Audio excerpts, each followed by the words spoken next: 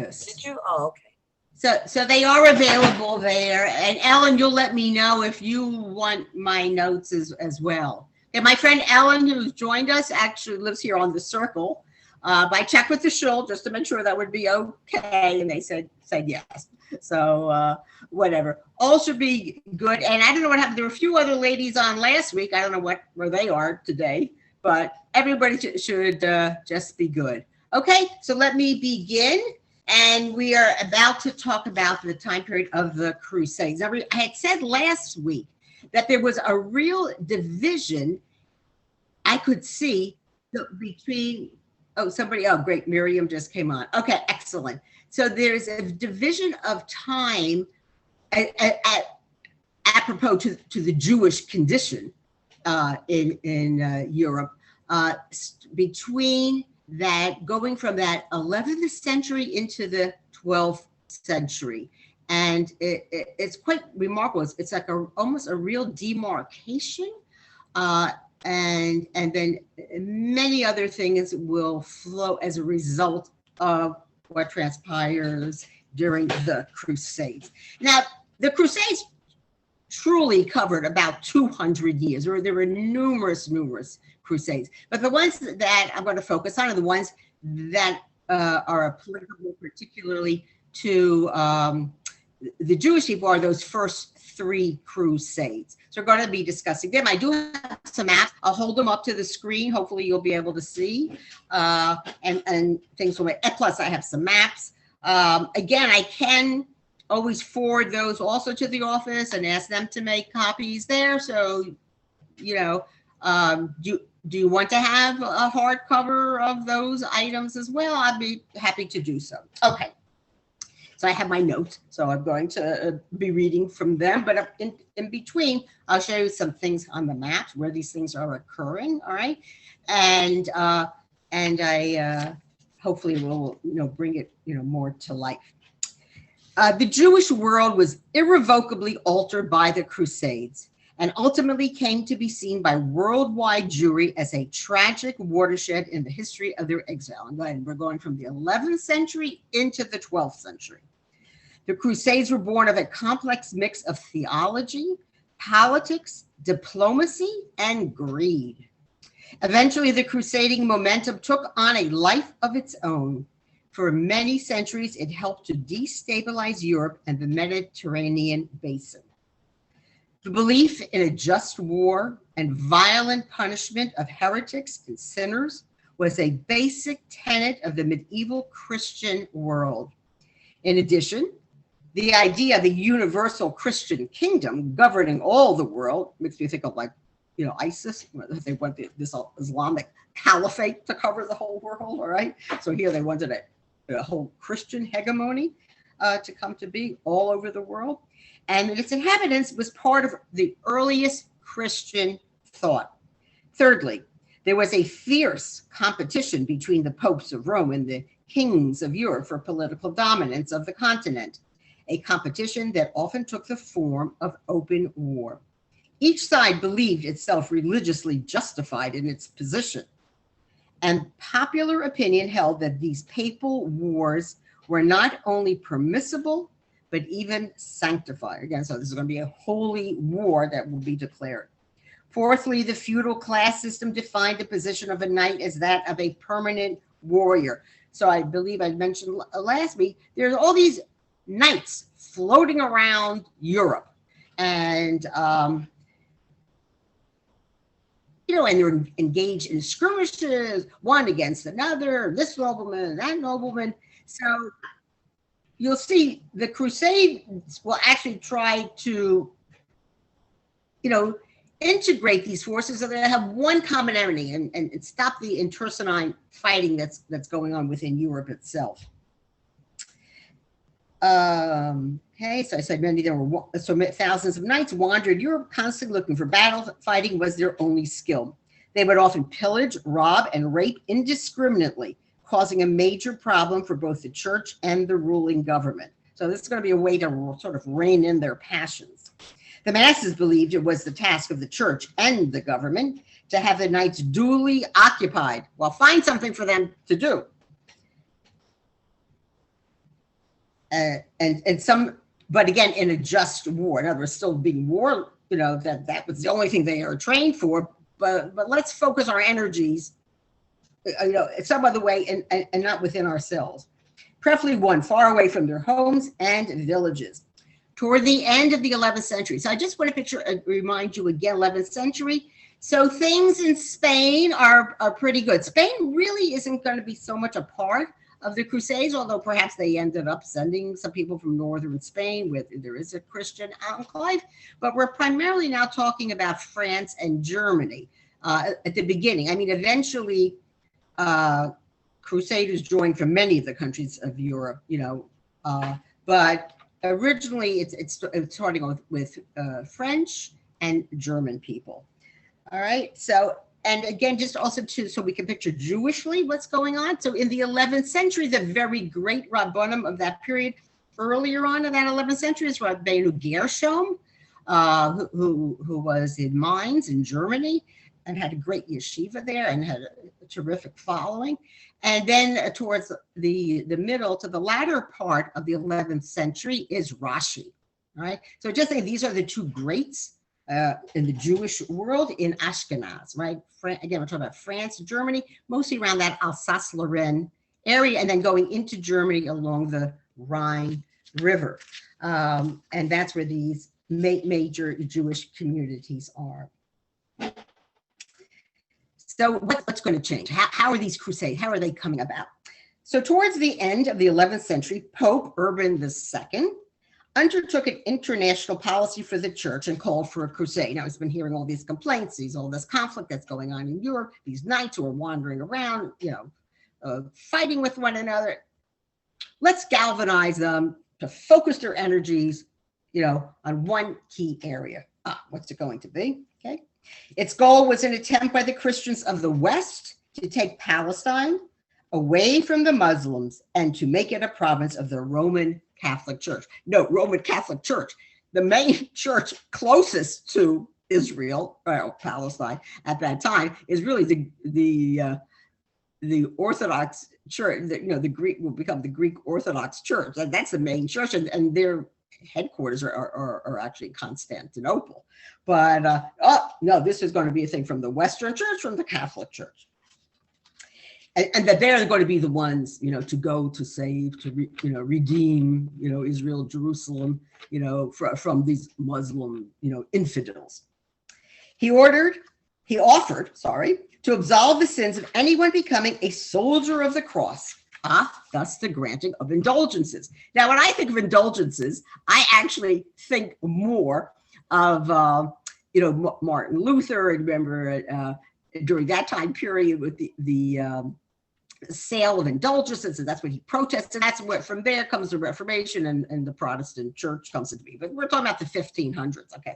But apparently this selling or granting indulgences was around for a long time. In other words, what did it do? It would guarantee, in other words, that the Pope, right, if you would engage in certain activity, it would then guarantee your admission to paradise to anyone who fell in battle fighting for Christianity. And I think again of ISIS, what did they say, right? If you fight on our behalf, to fight to try to bring back the caliphate of old, right? And should you fall in battle, right, you will be guaranteed a place in paradise. So this is what a little explanation, a little bit more about these indulgences. It says the indulgences referred to the good deeds of saints and martyrs of the church who are no longer living, which were over beyond the amount needed by those individuals to enter heaven. Okay, so like all these good deeds are like floating around. They're extras. What can we do with them? Those extra good deeds then became the property of the church. This is how they were able to, so to speak, grant these indulgences.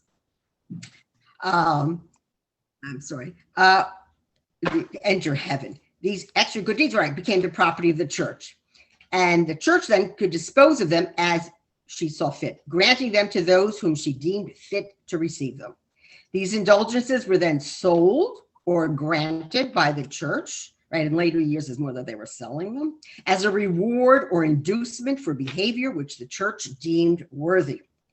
The church could thus offer indulgences to anyone willing to take part in the Holy Crusades. And again, this would guarantee you this most magnificent future, and should you fall in battle, again, that you would go directly to paradise. Or even if you don't fall in battle, hopefully you return up, but you're also guaranteed, ultimately to go to paradise.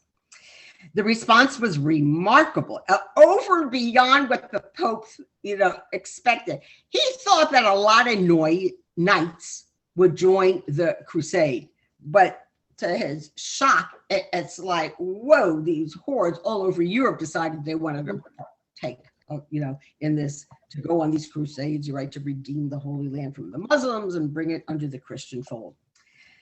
Every parish church became a recruiting station, and every monk with the ability to stir the emotions of the populace urged his men to abandon their more earthly occupations and join the army of the Lord. And again, just think back to what it was like in feudal society.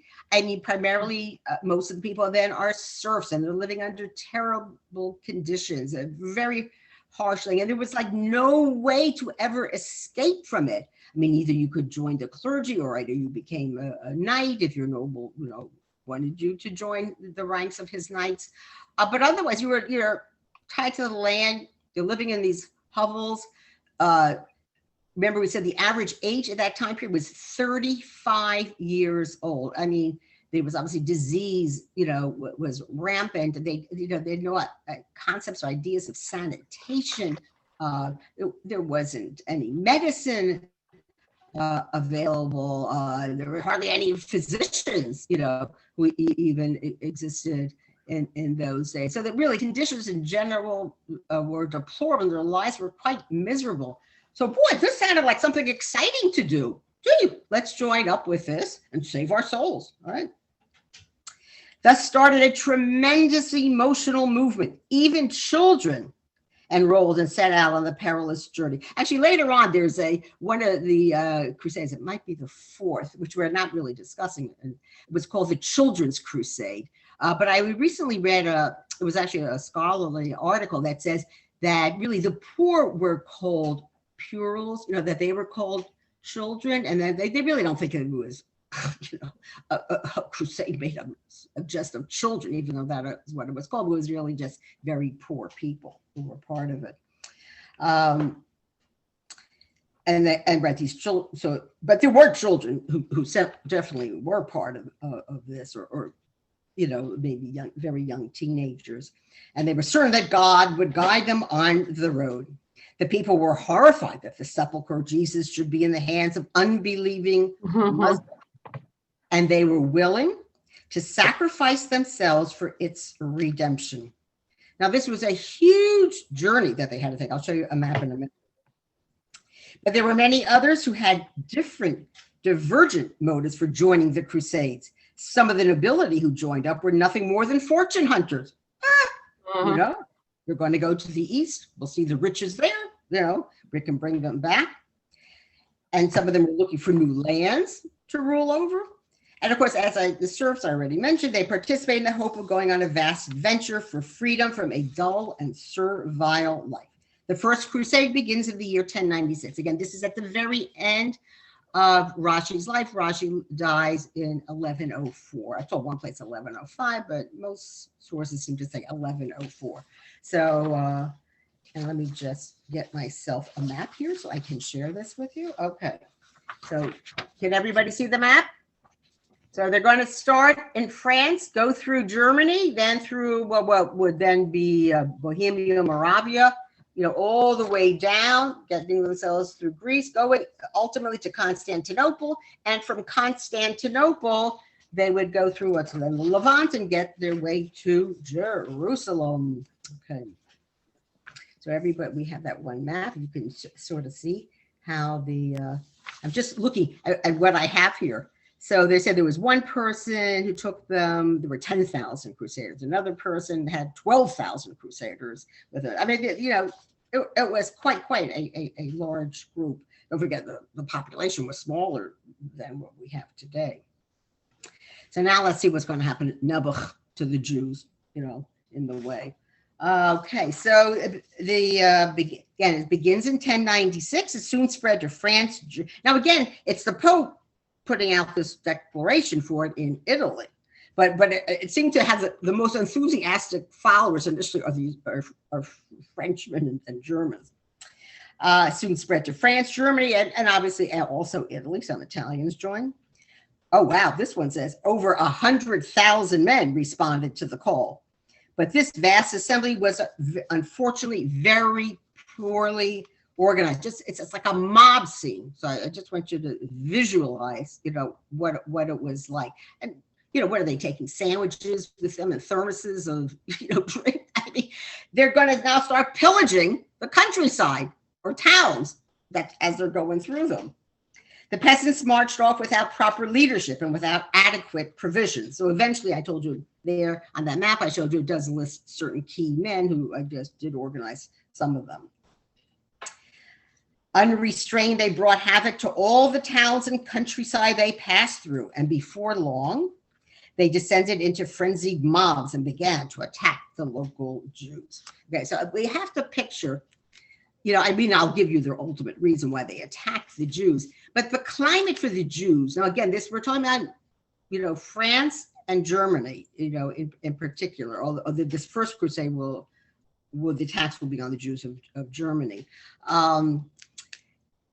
You have to understand, for hundreds of years now, they have been preached to every Sunday by their monks, their priests, about the evil Jews and that they killed their God. And, so in their minds, even though up until now, I'm sure from time to time, there might have been individual attacks on some Jews, but nothing was organized. They did get along. They lived in the cities. They're very small, the towns at this time.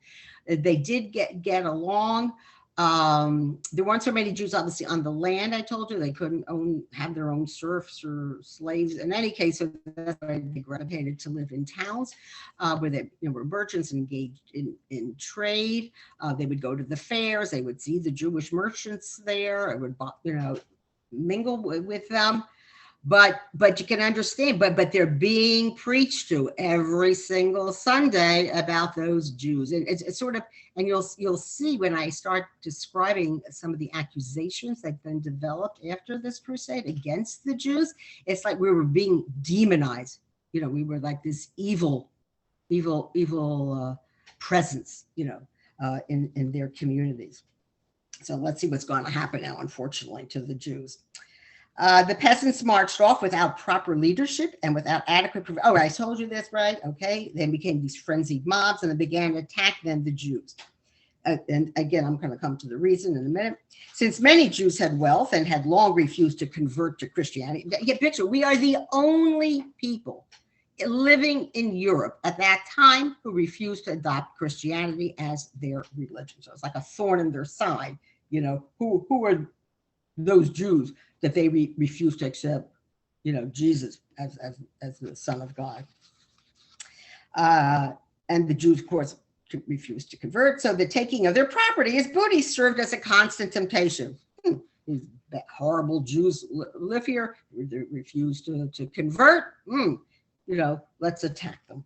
Why should they go forth to kill God's enemies in a distant land, while the Jews who were close at hand who were equally opposed to Christianity, they were left behind and unharmed. Soon the cry was heard, kill a Jew and save your soul. I could just imagine the fear that must have been rampant, among the Jewish communities. And these mobs are just, these hordes of people are getting closer and closer to where the Jews are living. Again, it's not going to apply to the Jews in France. It will be those Jews in Germany. This emotion of hate that had been kept alive by generation after generation of clergymen preaching narrow religious zeal now erupted into a murderous frenzy. And if we go back in Jewish history, already in the 400s, when the church was established more like in Syria, there were these horrible proclamations coming out from the clergy, portraying the Jews as these terrible, evil people. killers of their God.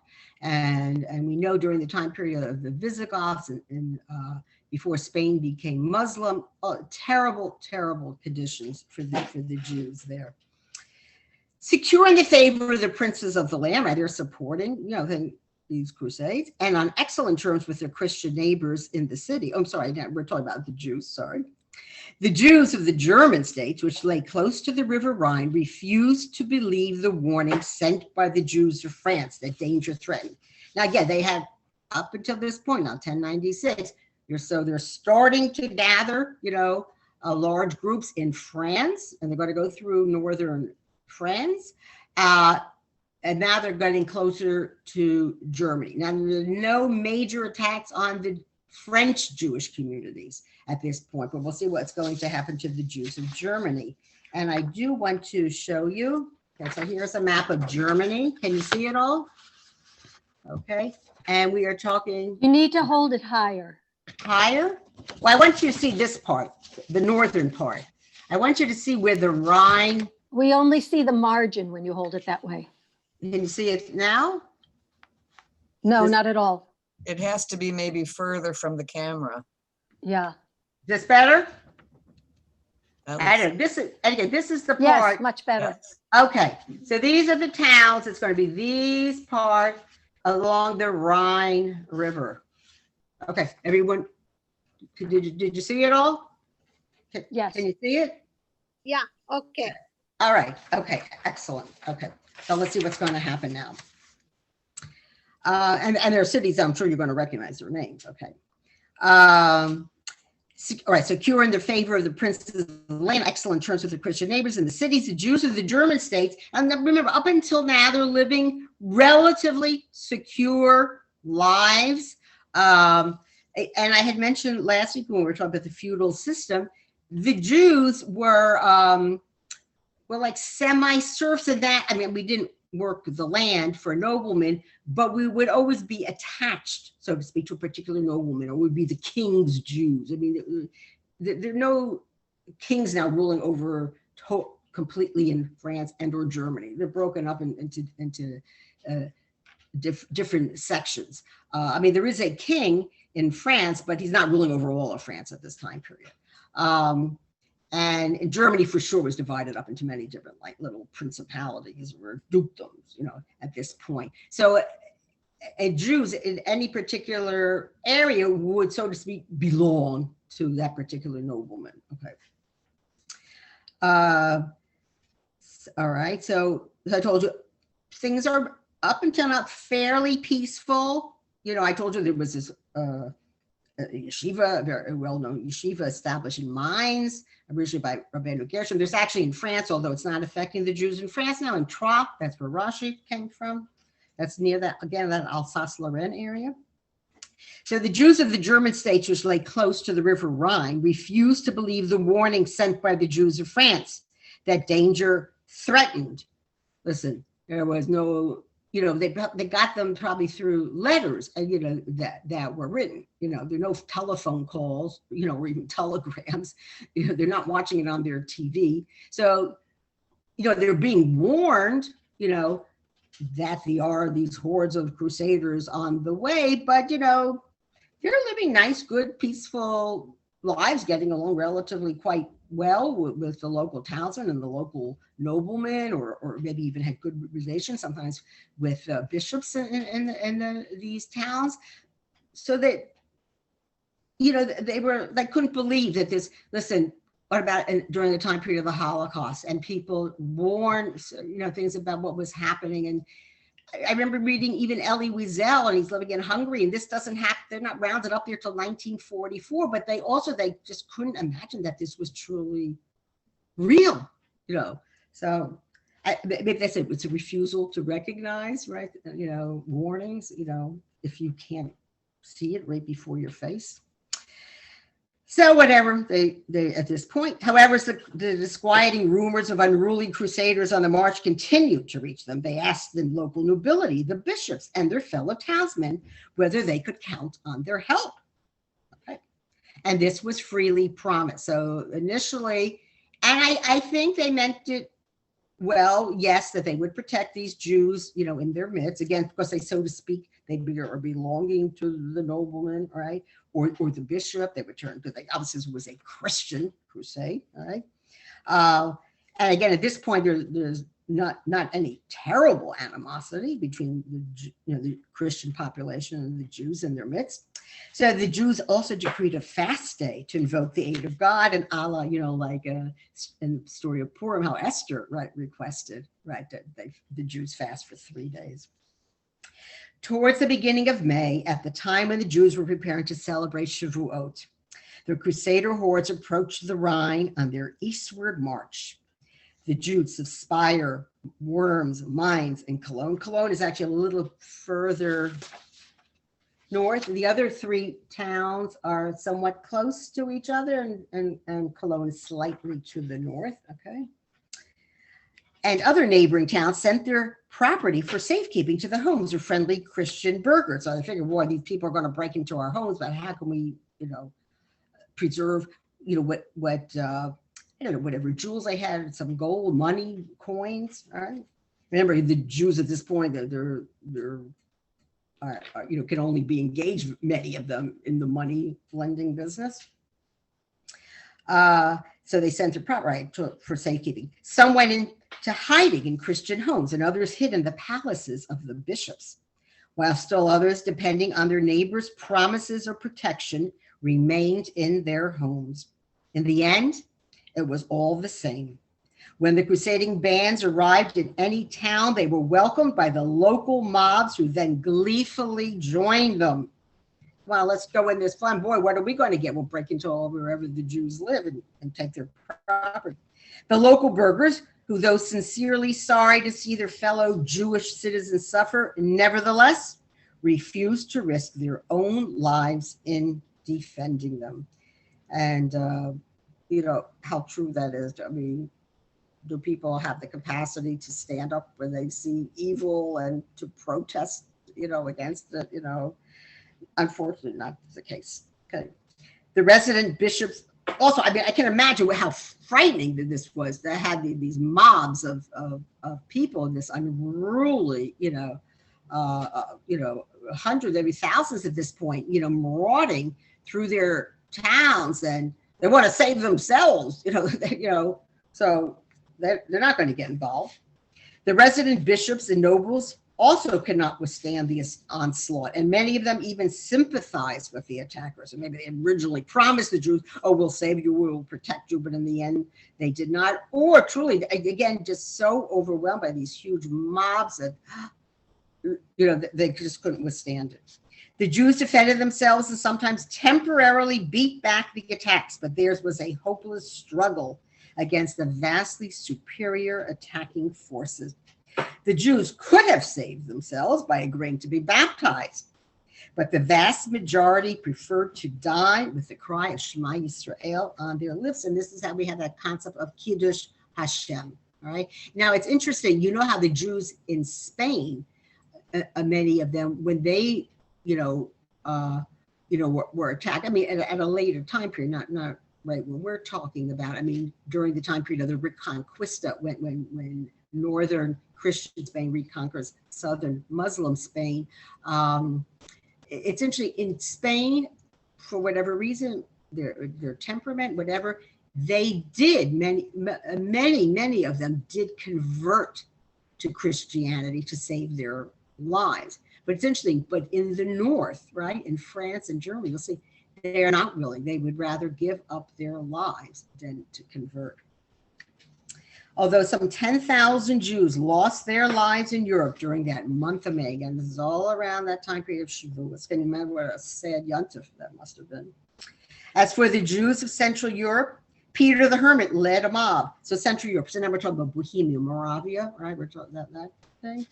Maybe it's including also Austria.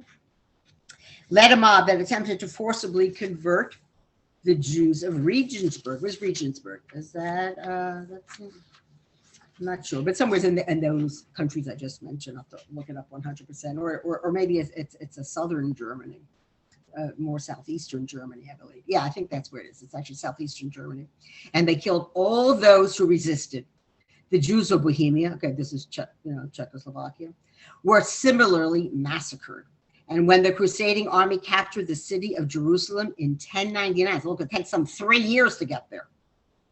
They drove the Jews who lived there into the synagogue and then set fire to the building. Actually, I was reading an account of what it was like when the Crusaders came to Jerusalem, and it was just a bloodbath. They just murdered the Muslims there, and they murdered the Jews, as we just heard. Well, they set the fire. Whatever. But many of them also lost their lives through the sword. I mean, it was the most horrible, time period. As I said, I can imagine just what the climate of fear was like. Truly, truly terrible. And on every Shabbos, after we return the Torah to the Aron, and then if you kumpukuin, we say Av HaRachamim, and that was composed after. Pay attention when you daven it on Shabbos, whether you go to shul or even just say it, in your home. And the outpouring and like a prayer to God, and actually seeking vengeance, for the terrible things that were done for them. It's interesting. Our basic siddur, I had mentioned when I talked about the Gaonic period, was actually put together by Rav Amram Gaon in the 700s. But you could see, obviously, tefillot, have been added then over the centuries. And Av HaRachamim, I guess it made such a powerful impact. Again, be curious. I don't know if it's in the Sephardic thing. I have to find out. But for certainly in the Ashkenazic siddur, it is definitely there.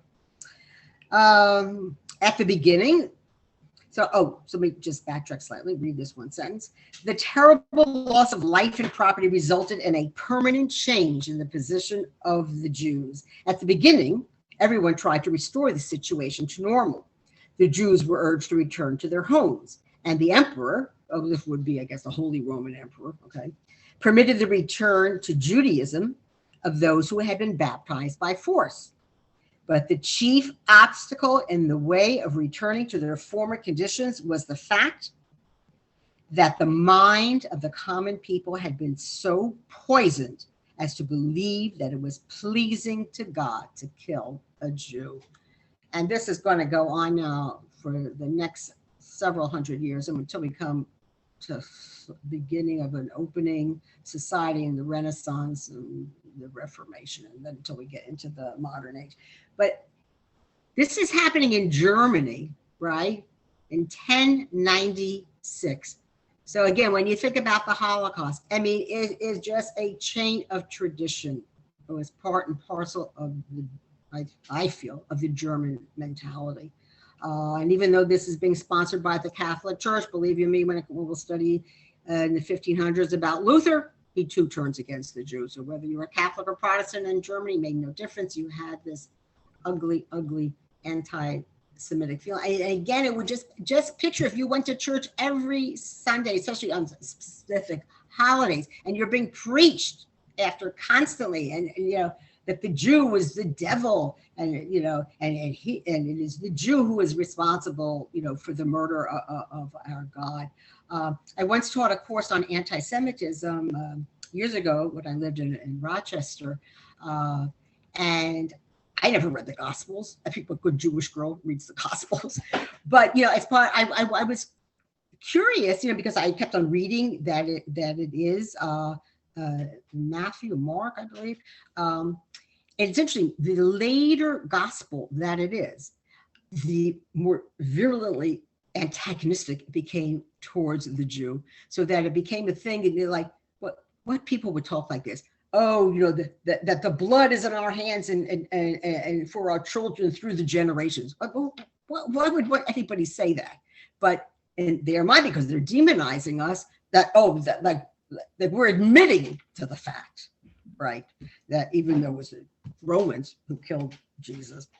Whatever, very painful actually to read that. And as I say, it's not like they've eliminated this, from their remove those, even those phrases, from the gospel. They're still there, and on certain times of the years, certainly around Easter time, this is what they're reading. So just a terrible, terrible situation. All right, let's just return a little bit more to the end of that first crusade. Well, I think I said it right, that so even though things are going to seem to calm down for a little bit, but again, just the mind of the people is totally poisoned. And again, the Jews are to blame like for everything. And 1144, all right, so the other first one's 1096. Now we're going to 1144. A second crusade was preached. The Jews then found a defender in the most unexpected place. Bernard, who was abbot of Clairvaux, well, this sounds French, right, was the most respected churchman of his day. He came forward with a denunciation of those monks and priests who were urging the murder of the Jews. He did this because of a deeper understanding of Christianity. I mean, after all, it does talk there about brotherly love and turning your cheek, blah, blah, blah.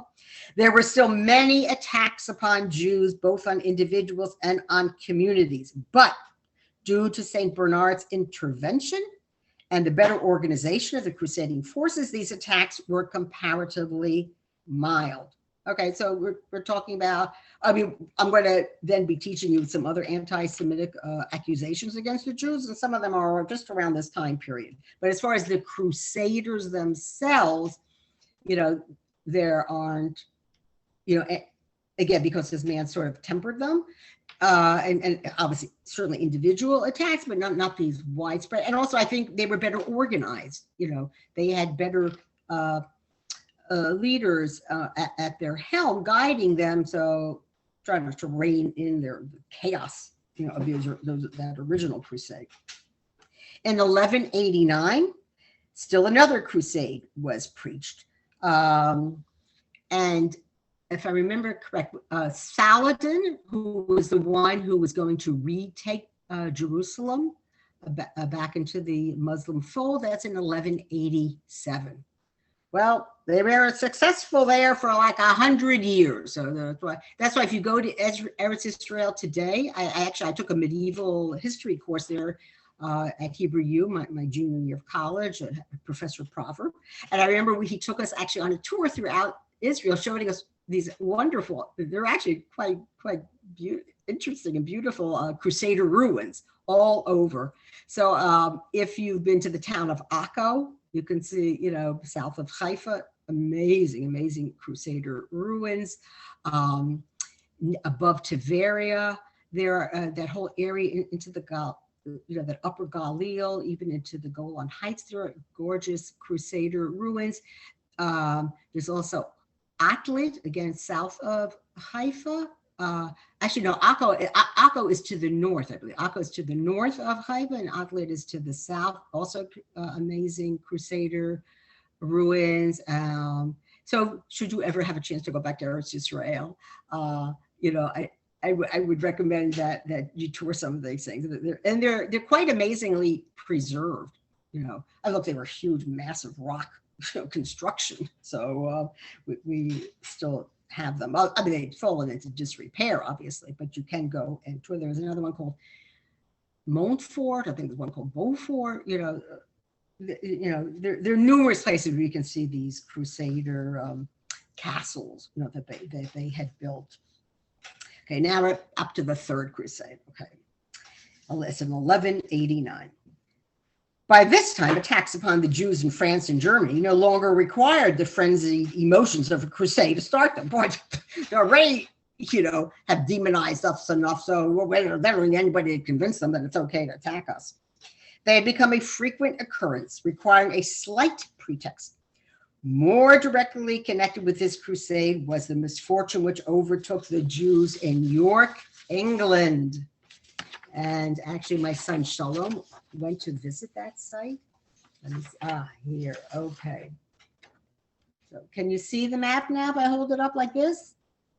I hope, okay. So here's York. York is in the northern part of England. Here's London's way down here. This is in the northern part, again, the city of York. And the site is still there, and as I told you, my son Shalom actually went to tour and visit there. I'll tell you a little more about it after we discuss it. Jews had come to settle in England about the time of William the Conqueror. Do you remember that date? 1066. Okay. So remember, he's coming from France. He was a Frenchman, right? And he comes in, and there were Jews who accompanied, or maybe very soon after, Jews, followed and crossed the channel and came to settle in England. He's the one who builds, by the way, the Tower of London, all right, which is quite amazing. If you've not had a chance to visit, hopefully someday you will. And I know, Ellen, you have. And for a century, they lived there in peace. They're relatively good. I'm not saying everything's perfect, but they're living in a certain relative stability. The trouble started, naturally, on the day of the coronation of Richard the Lionhearted. So picture, this is King John, this time period, because he's going to leave Richard. So King John, this is Sheriff of Nottingham, we're talking about, just picture, those stories of Robin Hood. Okay, this is Sherwood Forest, this is that time period. London was full of men who had vowed to join the new king on the crusade, which he had promised to lead right after his coronation. That's why his brother John then was going to rule instead, because he's going to be out of commission. He's going to be gone for a few hundred years, for a few years. The rumor spread while the Jews who were close at hand and were equally opposed to Christianity were left behind unharmed. Okay, so far so good. There was anything bad about Richard himself. But soon the cry was heard, as we mentioned, as in Germany, kill a Jew and save your soul. This emotion of hate, I just can't, it's actually so painful to actually read this. They're always blaming us, for everything. So save your soul. This emotion of hate that had been kept alive by generation after generation of clergymen. It's the church we have to blame for this. It's the church. Preaching narrow religious zeal now erupted into a murderous frenzy. Secure in the favor of the princes of the land and on excellent terms. Wait, did I miss something? I'm reading the wrong thing. Hold on. Wait a minute. I guess because I picked up the maps. Let me just get this in. Okay. Yeah. So fine. Sorry. Now I have it organized better. Okay.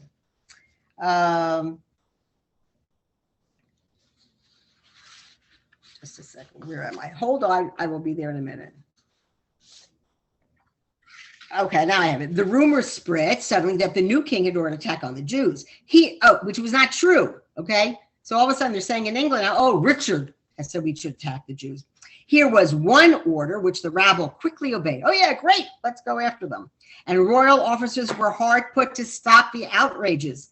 Richard had 3 of the ringleaders put to death and issued a proclamation forbidding anyone to molest the Jews.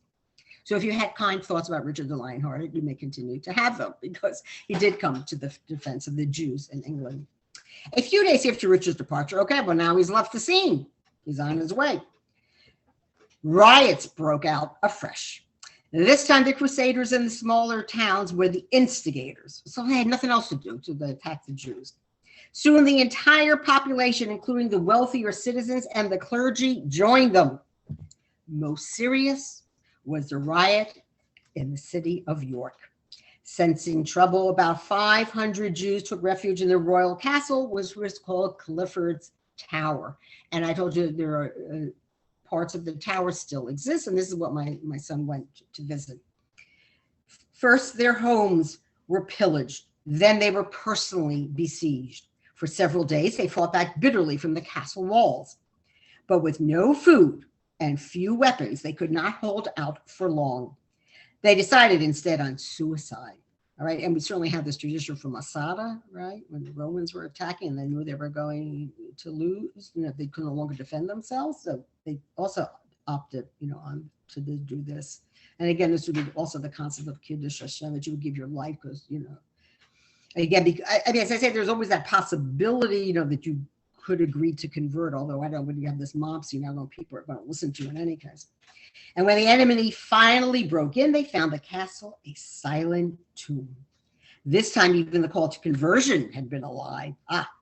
Those few who, trusting the invitation to be baptized and who had not submitted to self-slaughter, were also killed by the mob. The ringleader of the attack and a number of his followers owed money to some of the Jews.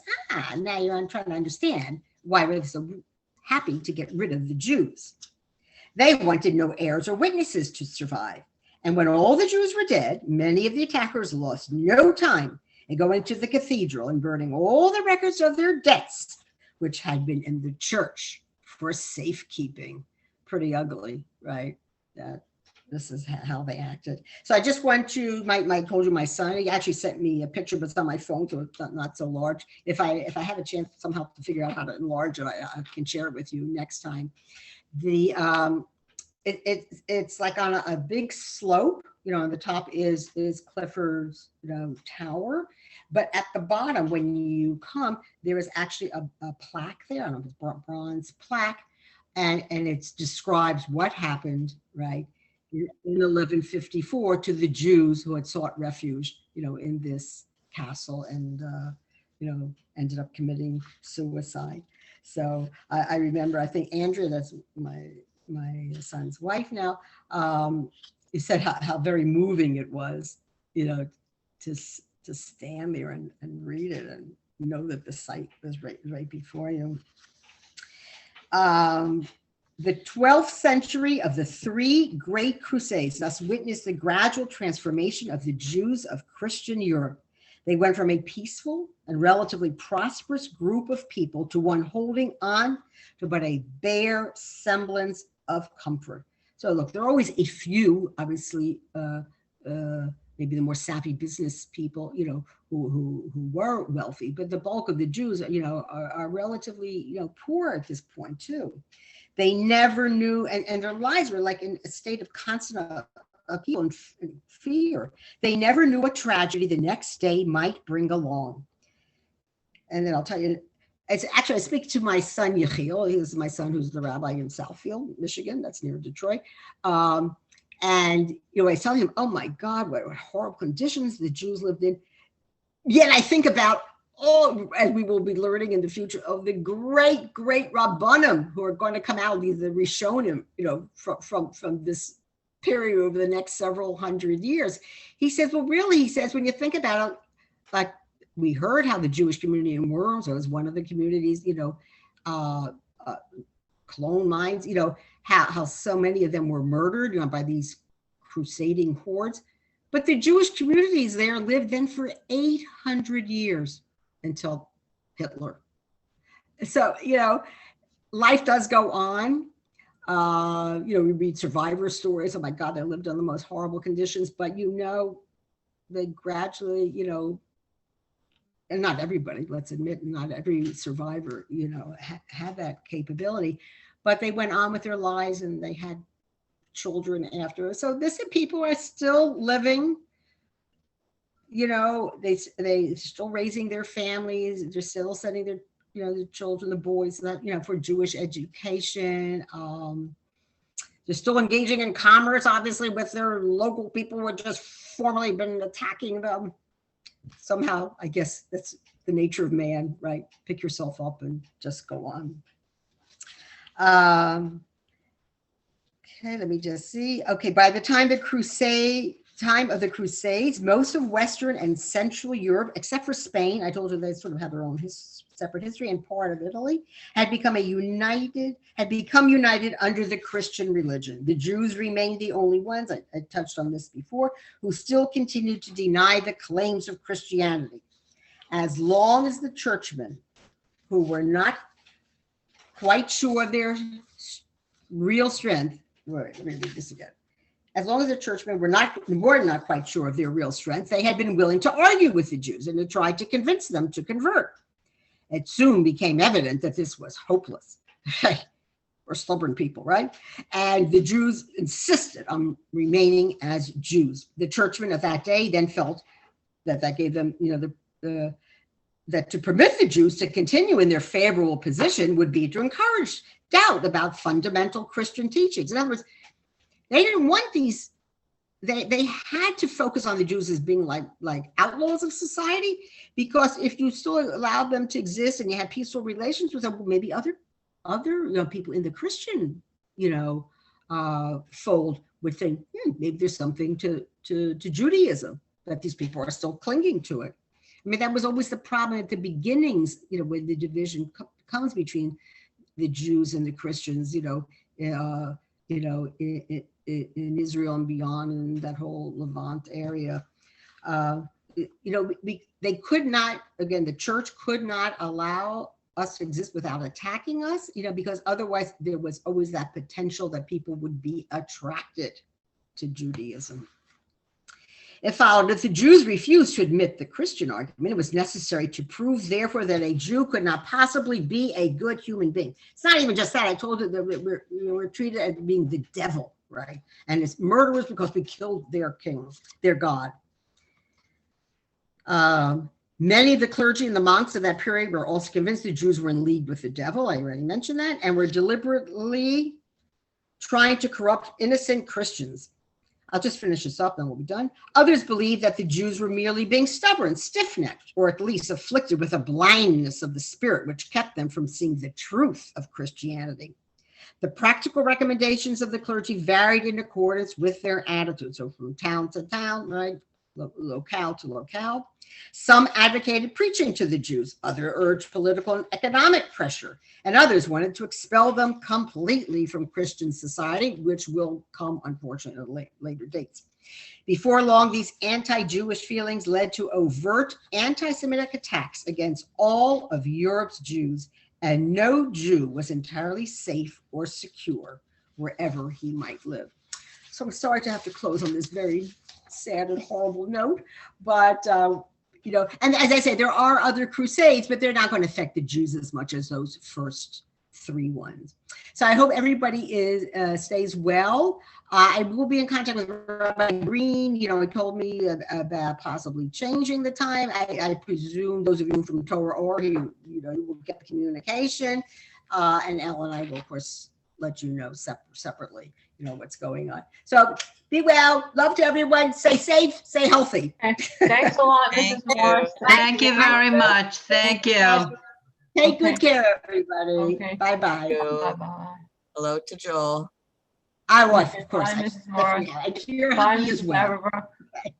Bye-bye. Thank you. Bye-bye. Bye. Pleasure. Thank you. Okay. Did you leave meeting?